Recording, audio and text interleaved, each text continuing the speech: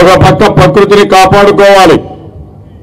మనం తాగే నీళ్లు కానీ, పీల్చే గాలి కానీ, తినే తిండి కానీ ఒక నాణ్యమైన తిండి తిని, నాణ్యమైన గాలి పీల్చి, నాణ్యమైన నీళ్లు తాగితే చాలా ఆరోగ్య సమస్యలు పోతాయి. ఇంకో పక్క ఆక్సిజన్ ఎక్కువ ఉంటే మీ శక్తి ఎక్కువ ఉంటుంది, ఎనర్జీ ఎక్కువ పెరుగుతుంది. అందుకని మనం ఇలాంటి కార్యక్రమాలకు ఈ అమరావతిలో శ్రీకారం చుడుతున్నాం. అమరావతి భవిష్యత్తులో ఒక సుందరమైన నగరంగా ఉంటుంది.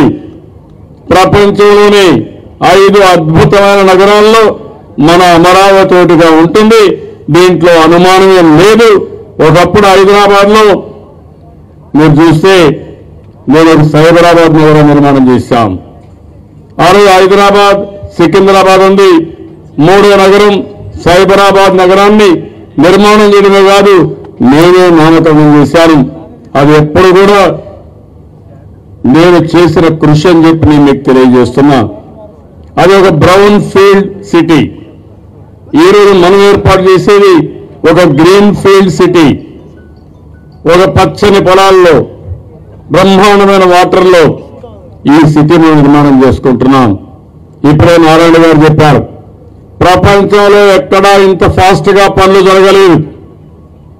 అందరూ అనుకున్నారు ఇది భూమి రాదు, భూమి వచ్చిన ప్రణాళికలు ఉండవు, ప్రణాళికలు వచ్చినా వీళ్ళ డబ్బులు రావు, వీళ్ళు చేయలేదని చెప్పి ఆశపడ్డారు. కానీ నేను ఒకటే ఆలోచించా, ఎట్టి పరిస్థితుల్లో 5 సంవత్సరాల్లో దీనికి ఒక రూపురేఖలు ఇవ్వాలని ముందుకు పోయాం.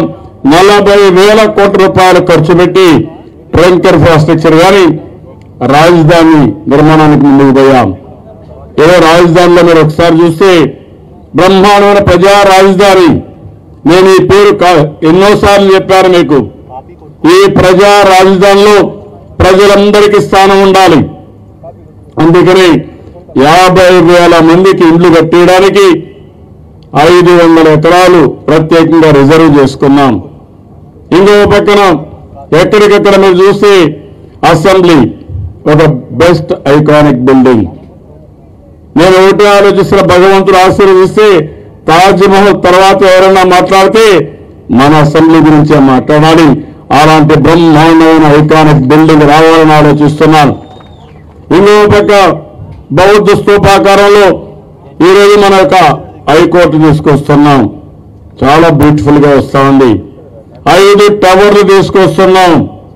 ఈ 5 టవర్లు కూడా సెక్రటరియట్ అంతా అక్కడ వస్తుంది. ఇప్పుడు చూసే మన సెక్రటరియట్లు మీరు చూశారు. ఒకప్పుడు నేను హైదరాబాద్ లో ఉన్నప్పుడు తొలిసారి ముఖ్యమంత్రి అయితే చాలా భయంకరంగా ఉండేటివి. అక్కడంతా కూడా కిల్లి నెమిలి రోడ్డంతా లేదంటే వాల్సన్ని దత్తి వేసి మొత్తం ప్రత్యేకమైన టీములు పెట్టి క్లీన్ చేయించాను.